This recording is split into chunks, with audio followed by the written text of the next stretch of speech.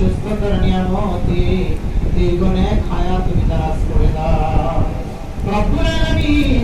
পিতামাতা খেদমত করে দুনিয়া থেকে জান্নাত কামাই করা তৌফিক তুমি দান করে দাও আমিন। রব্বুল আলামিন।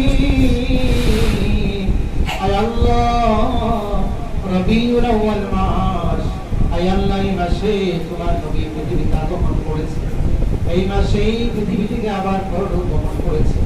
আয় আল্লাহ, তোমার এতিম নবীর এতিম উম্মত আমরা মাবুদ, আয় আল্লাহ আমাদেরকে তোমার নবীকে স্বপ্ন যুগে সাক্ষাৎ করার তৌফিক দান করো আল্লাহ আমিন। আয় আল্লাহ, তোমার নবীকে স্বপ্ন যুগে দেখার তৌফিক দান করো আল্লাহ রব্বুল আলামিন।